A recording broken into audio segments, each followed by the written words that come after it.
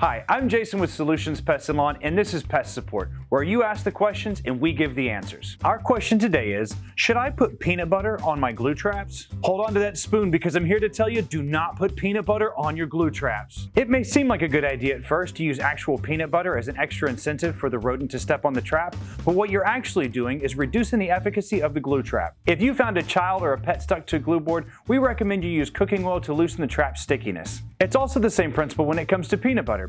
When you put peanut butter on a glue trap, the oils from the peanut butter separate, spreading throughout the trap, rendering it ineffective. To make rodent control as effective as possible, use pre-baited glue traps like ones with the peanut butter scent attractant to lure in any mice or rats. I'm Jason with Solutions Pest and Lawn, and this is Pest Support. If you have any pest control questions you need answers to, or have any pest-related problems you need help with, stop by one of our stores, visit our website, or give us a call and get help today. Hold on to that spoon because I'm here to tell you, do not put peanut butter on your glue trap. So should I come out bold out of the box? Hold on to that spoon because I'm here to tell you, do not put peanut butter on your glue traps. Maybe you same energy, but just